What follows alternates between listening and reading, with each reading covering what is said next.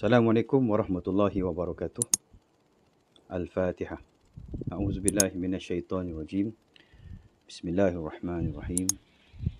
Alhamdulillahi rabbil alamin. Ar-Rahmanirrahim. Maliki yaumiddin. Iyyaka na'budu wa iyyaka nasta'in. Ihdinas siratal mustaqim, siratal ladzina an'amta 'alaihim ghairil maghdubi 'alaihim waladdallin. Amin. A'udzubillahi minasyaitonirrajim. Bismillahirrahmanirrahim. Alhamdulillahi rabbil alamin. Wassalatu wassalamu ala asyrafil anbiya'i wal mursalin wa ala alihi wa sahbihi ajma'in. Rabbi shrah li sadri wa yassir li amri wahlul 'uqdatam min lisani yafqahu qawli. Rabbi yassir wa la tu'assir wa tammim bil khair wa la hawla wa la quwwata illa billahil 'aliyyil 'azim. Amma ba'd. Tafsir pada malam ni insya-Allah bahagian terakhir surah An-Nazi'at bermula daripada ayat 34 sehingga ayat 46. A'udzubillahi minasyaitonirrajim. Bismillahirrahmanirrahim.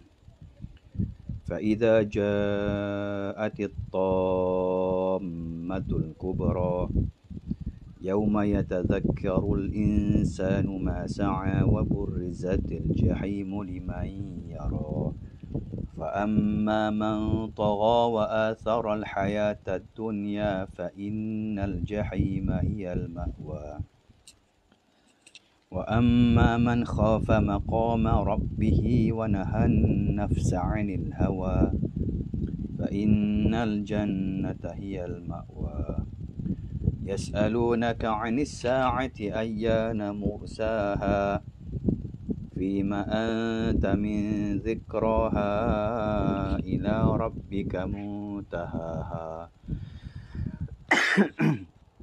إنما أنت منذر من يخشاها كأنهم يوم يرونها لم يلبثوا إلا عشية أو ضحاها. Mafhumnya, maka apabila malapetaka yang sangat besar, yakni hari kiamat itu datang, pada hari itu manusia teringat akan apa yang telah dikerjakannya dan dipampangkan neraka kepada setiap orang yang melihat. Adapun orang yang melampaui batas dan lebih mengutamakan kehidupan dunia, maka sesungguhnya nerakalah menjadi tempat tinggalnya. Dan adapun orang-orang yang takut kepada kebesaran Tuhannya dan menahan diri dari keinginan hawa nafsunya, maka sesungguhnya syurgalah tempat tinggalnya. Orang-orang kafir bertanya kepadamu, yakni Wahai Muhammad, tentang hari kebangkitan, bilakah gerangan terjadinya? Siapakah kamu, yakni sehingga dapat menyebut akan waktunya? Kepada Tuhanmu lah dikembalikan kesudahannya, iaitu ketentuan waktunya. Kamu hanyalah pemberi peringatan bagi siapa yang takut kepadanya, yakni hari kebangkitan. Pada hari mereka melihat akan hari kebangkitan itu, mereka merasa seakan-akan tidak tinggal, yakni di dunia, melainkan sebentar saja kadar sesenja atau sebagi hari. Sadaqallahul azim. Kita mengimbau sedikit ringkasan daripada 33 ayat yang terdahulu daripada surah An-Nazi'at ini. Surah yang Allah Subhanahu wa taala memberikan semangat dan motivasi kepada Nabi SAW dalam usaha baginda menyampaikan salah satu risalah besar yang terdapat dalam ajaran agama yang Allah Subhanahu wa taala taklifkan kepada Nabi. Memperingatkan umat manusia tentang kebenaran serta bakal berlakunya akan hari kehancuran dunia yang akan mematikan semua makhluk, dan kemudian berlaku satu lagi peristiwa dahsyat dan gempar, iaitu hari kebangkitan semua makhluk yang dimatikan tadi dihidupkan semula oleh Allah Subhanahu wa taala dan semuanya dihimpunkan di hadapan Allah dan dihisap mereka itu untuk ditentukan akan untung nasib mereka di hari kebangkitan tersebut. Maka seperti yang berlaku generasi demi generasi Rasul daripada zaman Nabi Adam sehinggalah kepada Rasul terakhir, junjungan yang kita muliakan iaitu Nabi Muhammad SAW. Berterusanlah dengan penuh istiqamah, sabar dan tekun para Rasul menyampaikan peringatan ini kepada umat manusia. Namun seperti kebiasaan, tidaklah kita panggil Rasul-Rasul itu mendapat sambutan yang hangat daripada kaumnya, melainkan kebanyakan Rasul-Rasul khususnya Nabi SAW diperolok-olokkan dan ditolak serta didustakan akan usaha dan seruan yang disampaikan oleh Nabi SAW. Jadi sudah tentulah usaha yang dilaksanakan oleh Nabi itu mendatangkan kesedihan kepada baginda.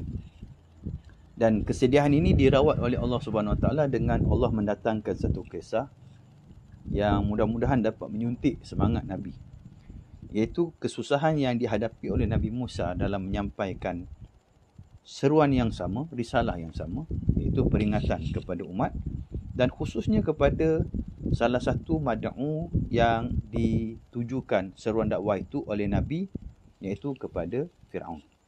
Dan ini antara tribulasi dan cabaran yang dahsyat yang dihadapi oleh Nabi Musa AS. Kita dah cerita panjang dah perbandingan di antara Nabi Muhammad SAW dengan Nabi Musa. Dan bagaimana kisah Nabi Musa itu dapat menjadi pengajaran yang sangat bermakna untuk Nabi Muhammad SAW.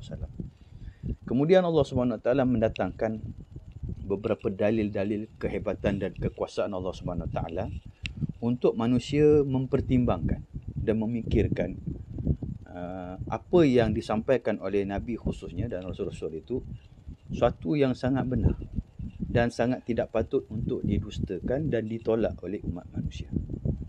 Dan selepas daripada Allah SWT mendatangkan beberapa dalil-dalil tersebut yang sekurang-kurangnya berperanan untuk menyentuh pintu hati manusia, setelah mereka itu diperingatkan oleh Allah SWT melalui wahyu yang diturunkan ini kepada Nabi SAW untuk disampaikan kepada umat manusia. Maka tibalah pada malam ni insyaAllah kita membahaskan bahagian yang terakhir, iaitu bahagian di mana Allah SWT menceritakan inilah peringatan yang disampaikan oleh Rasul, terutama Nabi Muhammad SAW. Kita ingat balik bagaimana Nabi Muhammad ni apabila baginda diberikan kebenaran oleh Allah Subhanahu Wa Taala untuk memulakan seruan dakwah secara terbuka, maka antara risalah yang mula-mula sekali yang Rasulullah SAW pilih untuk diperingat dan disampaikan kepada umat manusia ataupun kepada masyarakat umum pada masa itu ialah tentang peringatan risalah hari kebangkitan ataupun hari manusia setelah menghadapi hari kehancuran dunia, semuanya dimatikan oleh Allah Subhanahu Wa Taala, kemudian dibangkitkan oleh Allah Subhanahu Wa Taala.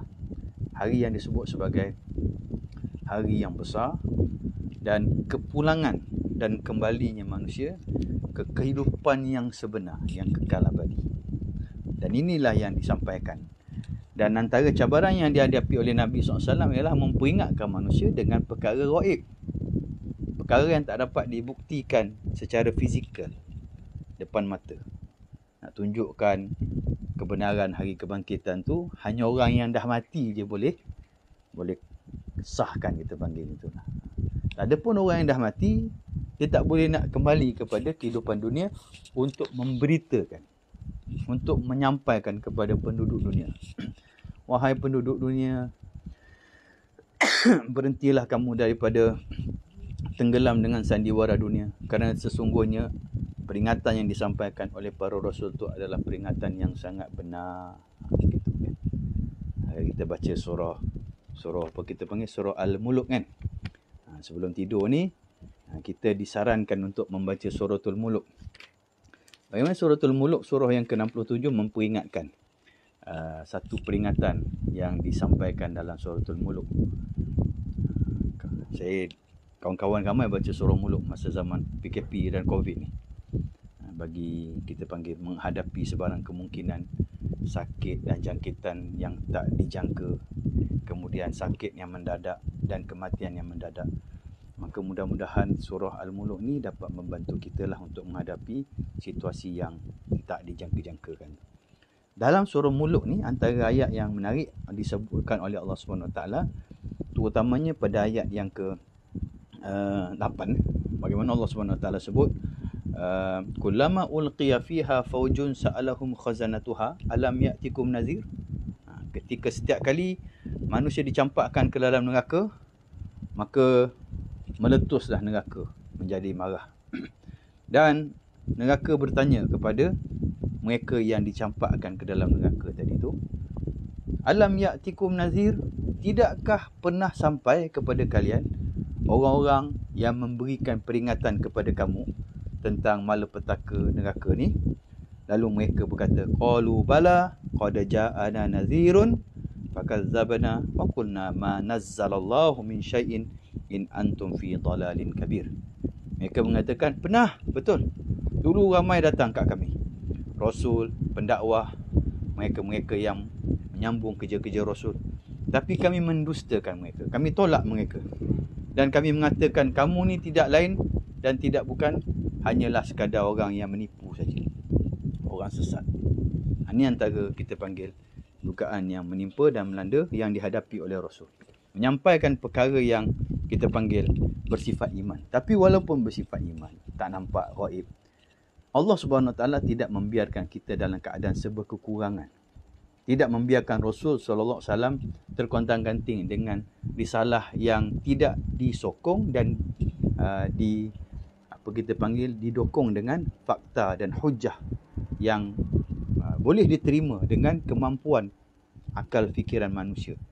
Maka Allah SWT datangkan hujah, datangkan bermacam-macam dalil kebenaran untuk membantu kerja-kerja yang dilaksanakan oleh Rasul. Banyaklah. Kalau kita ingat balik, peribadi Rasul tu sudah cukup dah.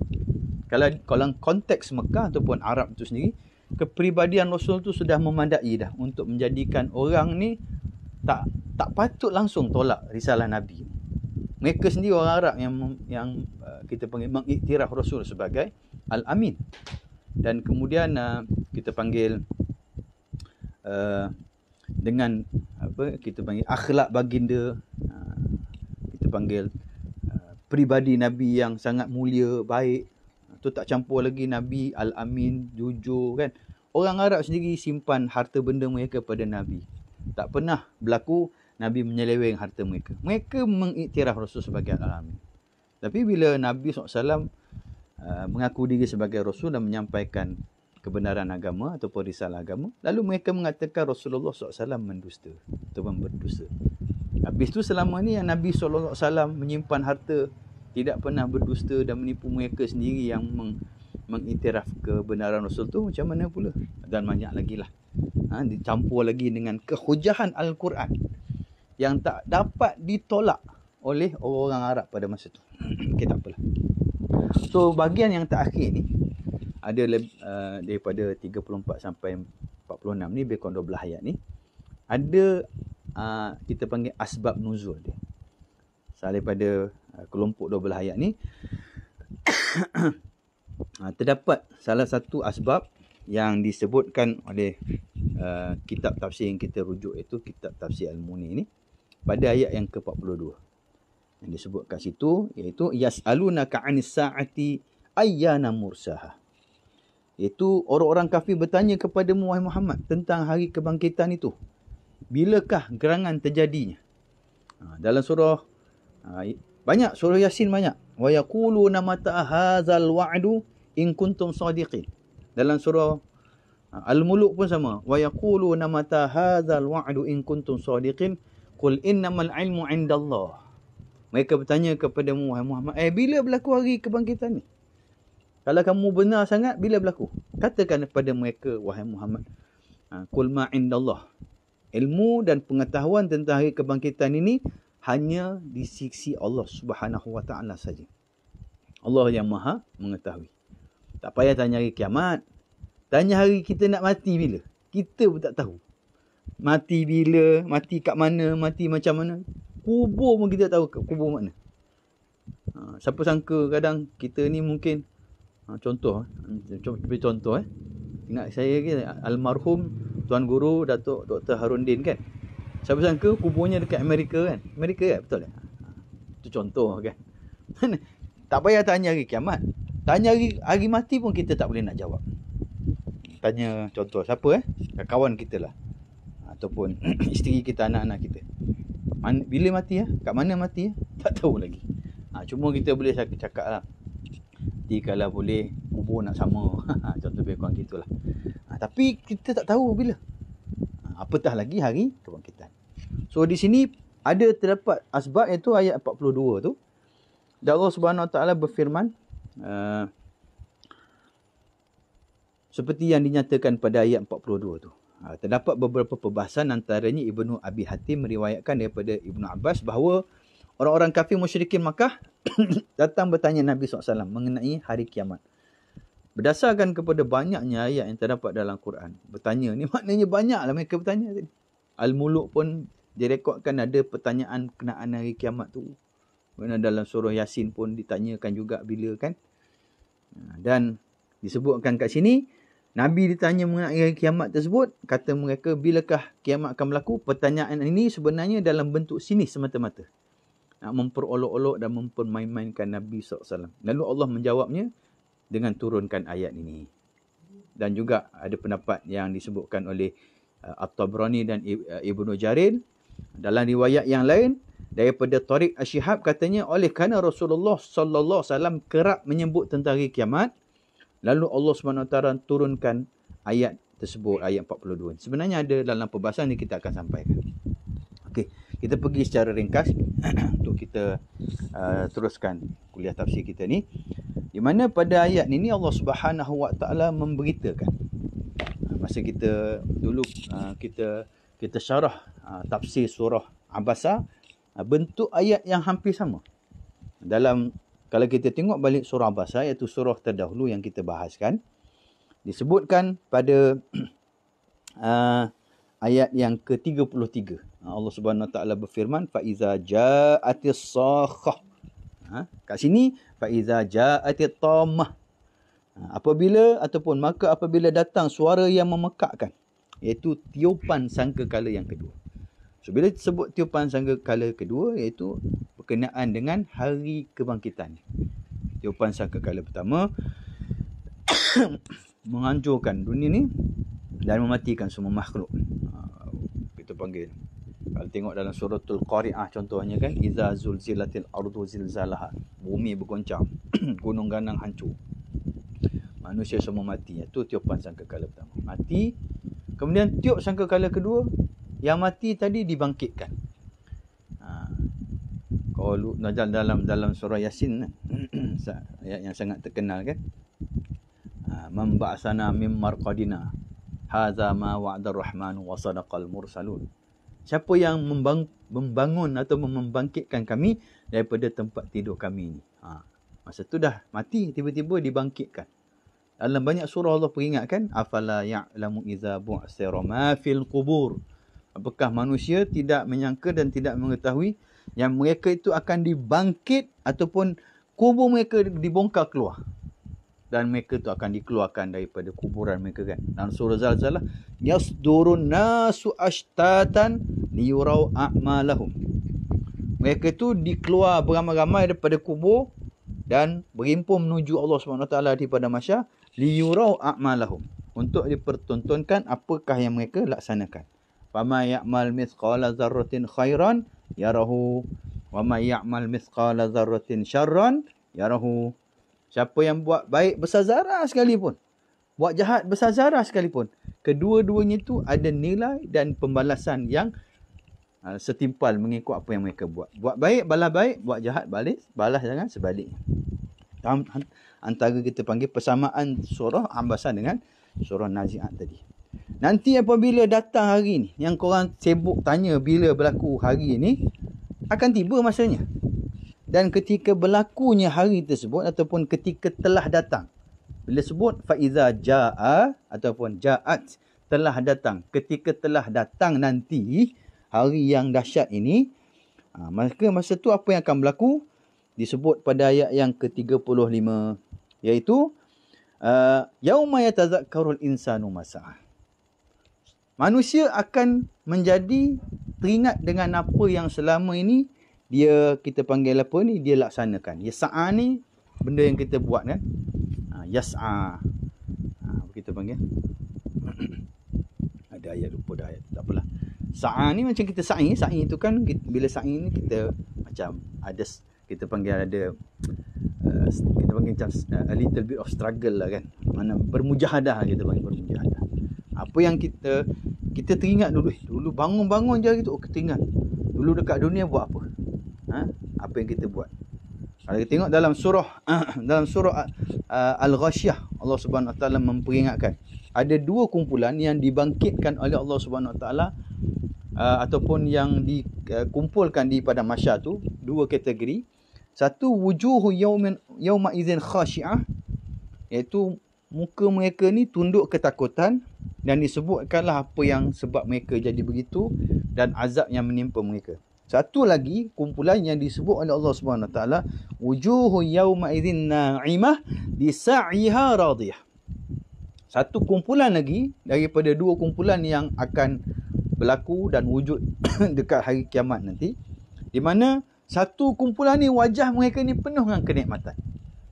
Dan antara tanda-tanda kenikmatan itu ialah mereka ni li sa'iha radiyah, atas segala usaha kerja berat yang mereka telah buat kat dunia dulu, solat tekun tak berhenti dan sebagainya, radiyah.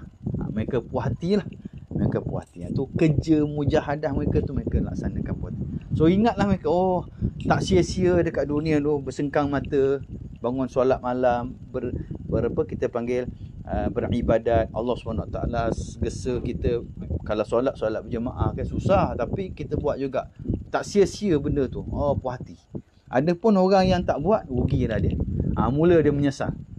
Itu pasal bila disebutkan yauma yatazakkarul insanu ma sa'a, teringat dalam surah Al-Fajri. Dalam surah Al-Fajri, Allah Subhanahu Wa Taala pun ada sebut juga ketika berlakunya hari manusia nanti dibangkitkan oleh Allah Subhanahu Wa Taala.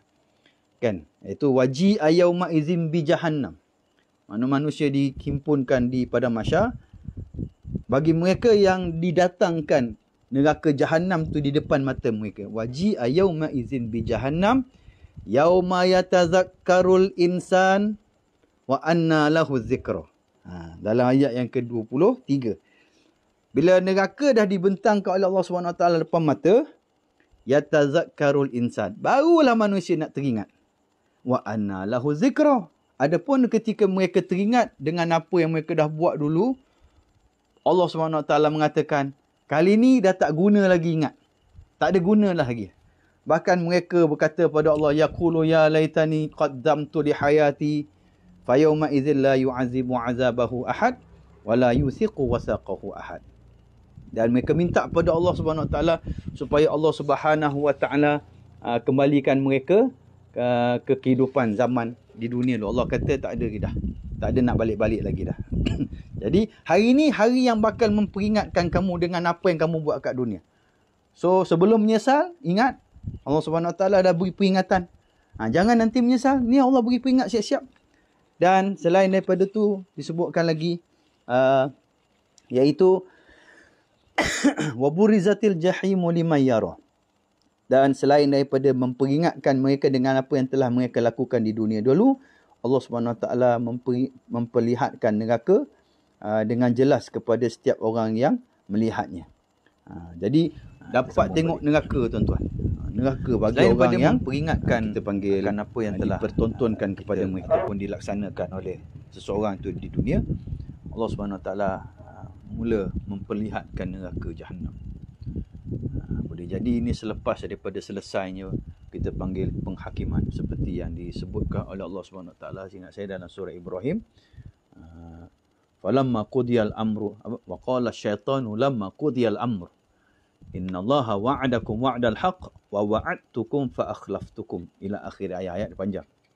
Allah merakamkan berlaku sesi kita panggil penghakiman di padang mahsyar nanti. Selesai penghakiman ni, mana masuk syurga, mana masuk neraka. Ini Allah Subhanahu Wa Taala beri peluang kepada syaitan untuk bercakap. qala asyaitanu lamma qudiyal amr. Dan bercakaplah syaitan selepas selesainya penghakiman. Innallaha wa'adakum wa'dal haqq. Sesungguhnya Allah Subhanahu Wa Taala menjanjikan kalian manusia dengan janji yang benar dan Allah memenuhi janji tersebut. Wa wa'adtukum fa akhlaftukum.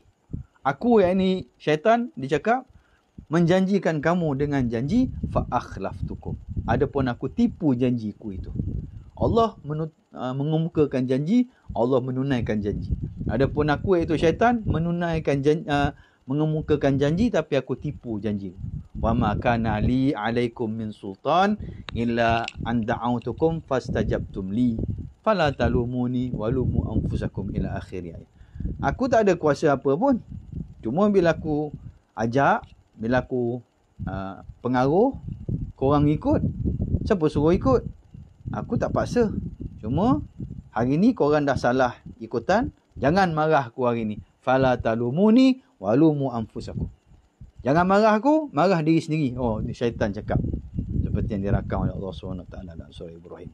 Nak tahu selesai penghakiman ni, maka Allah SWT pun mendatangkan neraka depan mata. Apa berlaku pada manusia pada masa tu? Oh, sangat mengerikanlah tuan-tuan. Baru teringat. Kalau tengok dalam suratul Fajri tadi, waji ayauma idzin bi jahannam yauma idzin yatazakkarul insanu wa anna lahu zikra. Bila neraka depan mata, masa tu baru sedar, baru insaf, baru nak bertobat. Tapi Allah kata tak guna dah. Even masa tu manusia appeal untuk balik ke dunia untuk beramal dengan amal soleh. Tak minta. Dalam surah Sajadah ayat yang ke-13 Allah SWT menyebut, walau tara izil mujrimuna nakisu ru'usihim 'inda rabbihim rabbana absarna wa sami'na farji'na na'mal salihan inna muqinun. Dan alangkah ngerinya jika kamu melihat orang-orang yang berdosa itu menundukkan kepalanya di hadapan Tuhan. Mereka berkata, ya Tuhan, kami telah melihat dan mendengar, maka kembalikanlah kami iaitu ke dunia. Nescaya kami akan mengerjakan kebajikan dan amal soleh. Sesungguhnya kami adalah orang-orang yang yakin. Dan nampak neraka dan nampak azab Allah SWT baru yakin. Selama ni Rasul sampaikan, didukung dengan hujah, kebenaran dan sebagainya. Apa yang kamu buat? Jadi peringat Allah SWT, keep on peringat. Tak pernah putus, tak pernah berhenti peringatan ni. Dan Rasul-Rasul ni menghadapi tentangan ketika menyampaikan peringatan. Ancaman bunuh. Orang nak perang Nabi, nak bunuh Nabi. Kalau Nabi SAW saya 30 perang. Dan berapa kali cubaan membunuh. Tapi Nabi tak pernah putus asa menyampaikan kebenaran. Tak pernah bosan. Tak pernah lemah semangat untuk menyedarkan manusia. Manusia je yang khianat dengan Rasul-Rasul ni. Begitulah selepas ketiadaan Rasul, kerja-kerja Rasul disampaikan oleh ulama' yang mewarisi kerja-kerja Rasul. Walaupun ulama' ni dihentam, difitnah, diburuk-burukkan, tapi ulama' tak pernah berputus asa, tak pernah kecewa, tak pernah lemah semangat untuk memperingatkan manusia. Manusia saja yang kita panggil lari daripada peringatan yang disampaikan mereka yang bermujahadah, yang sabar, yang tekun ni. Dan kemudian disampaikan lagi, disambung lagi sikit lah, kita tak lepas yang panjang lah malam ni. Saya ambil 2 minit lagi lah kan. Ringkas, nanti mungkin kita akan sambung pada tafsir pada seterusnya. Masa yang ada sangat terhad. Kemudian disebutkan kat situ selepas dipertontonkan akan neraka. Dipertontonkan akan neraka. Dan disebutkan lagi Allah Subhanahu Wa Taala kemudiannya menyebutkan adapun orang yang melampau batas dan lebih mengutamakan kehidupan, maka sesungguhnya nerakalah tempat tinggal. Neraka yang dipertontonkan oleh Allah Subhanahu Wa Taala tadi, yang didekatkan tadi adalah untuk orang yang disebutkan ciri-ciri mereka itu melampau batas dan mengutamakan kehidupan dunia. Sebut mengutamakan kehidupan dunia, ingat surah Sabbihisma rabbikal a'la kan. Qad aflaha man tazakka wa zakara isma rabbih fasalla bal tu'sirunal hayatad dunya. Dekat akhirat nanti akan terbahagi 2 kumpulan. Satu orang yang berjaya kerana banyak mengingati Allah dan banyak beribadat pada Allah. Satu lagi, mereka yang disebutkan bal tu'sirunal hayatad dunya. Mereka yang mengutamakan kehidupan dunia sehingga mereka mensia-siakan tanggungjawab mereka untuk menghadapi persiapan hari kebangkitan yang akan mereka hadapi nanti. Kemudian satu lagi kumpulan, iaitu pembahagian di sini dinyatakan pembahagian dua kumpulan. Adapun orang-orang yang takut kepada kebesaran Tuhannya dan menahan diri dari keinginan hawa nafsunya, maka sesungguhnya syurga lah tempat mereka. Mereka ni diuji dekat dunia ni dengan benda baik, benda jahat. Tapi mereka mengutamakan untuk melaksanakan perkara baik dan menahan diri daripada melaksanakan perkara-perkara yang dimurkai oleh Allah SWT. Dengan sebab benda baik ni dan mereka menahan diri daripada melaksanakan perkara jahat, maka Allah SWT menyediakan kepada mereka pembalasan yang baik. Ini antara peringatan yang disebut oleh Allah SWT. Dan yang kemuncaknya lah pada ayat yang ke-42 tu disebutkan yas'alunaka 'anis sa'ati ayyana mursaha. Dalam tafsir disebutkan pertanyaan yang dikemukakan ini dibahaskan oleh Ibnu Abbas. Pertanyaan orang kafir Makkah ni kepada Nabi SAW tentang bila hari kiamat ni sebenarnya ditanya secara olok-olok. Kalau betul sangat, Muhammad, bila hari kiamat yang kau duk ulang-ulang sebut tak berhenti-henti ni? Tak nampak juga tanda-tandanya, sebut bila? Dan oleh kerana Nabi SAW ni merupakan manusia yang melayani soalan orang ramai. Orang tanya, Nabi layan. Orang minta tolong, Nabi pun tolong dan sebagainya. Sampaikan soalan-soalan yang dikemukakan secara olok-olok ni pun Nabi SAW layan. Dan Allah SWT balas kepada Nabi, menyampaikan peringat kepada Nabi, katakan kepada mereka, wahai Muhammad, fima anta min zikraha. Kerja untuk menerangkan hari kiamat ni bukan tugas kamu, wahai Muhammad. Itu tugas Allah SWT. Kamu hanya memperingatkan manusia tentang hari kebangkitan tu, persiapan apa yang kamu buat. Teringat hadis 2, iaitu hadis Jibril dalam hadis 40. Bagaimana Jibril turun bertemu Nabi SAW, bertanyakan pada Nabi SAW di hadapan sahabat-sahabat dengan beberapa soalan. Akhbirni anil Islam, akhbirni anil iman, akhbirni anil ihsan. Kemudian akhbirni anis sa'ah. Ditanyakan malaikat Jibril pada Nabi, khabarkan kepadaku wahai Muhammad, bilakah hari kiamat itu? Lalu Nabi SAW bersabda, mal mas'ulu anha bi'a'lama minas sa'il. Dan Nabi jawab pada malaikat Jibril, yang tukang tanya tu sebenarnya lebih tahu daripada yang kena tanya tu. Antara jawapan. Maknanya Nabi tak ada knowledge tentang hari kiamat tersebut, tapi Nabi memperingatkan dan tak pernah putus asa memperingatkan akan umat manusia berkenaan dengan hari besar ni. Saya rasa cukup sekadar tu saja.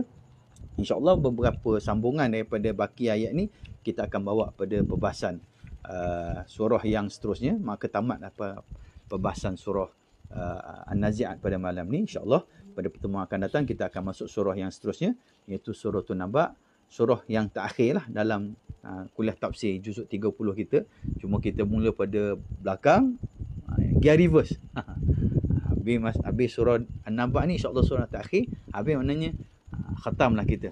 Juzuk 30, bukan 30 juzuk ya. Juzuk 30. Mudah-mudahan ada manfaatnya. Aku qawli hadza wa astaghfirullahalazim li wa lakum wa lisa'iril muslimin wal muslimat fastaghfiruhu innallaha wal ghafurur rahim. A'udzubillahi minasyaitonir rajim. Bismillahirrahmanirrahim. Allahumma arinal haqqa haqqan warzuqna ittiba'ah wa arinal batila batilan warzuqna ijtinabah. Allahumma inna na'udzubika minal barasi wal juzami wal jununi wa sayyi'il asqam. Wa sallallahu ala sayyidina Muhammad wa ala alihi wa sahbihi wa baraka wa sallam. Alhamdulillah. Tangguh dengan tasbih kafarah surah An-Nasr. Subhanakallahumma wa bihamdika asyhadu an la ilaha illa anta astaghfiruka wa atubu ilaik. Bismillahirrahmanirrahim. Wal 'asri innal insana lafi khusr illa allazina amanu wa 'amilus salihati wa tawassaw bil haqq wa tawassaw bis sabr. Wabillahi taufiq wal hidayah. Assalamualaikum warahmatullahi wabarakatuh.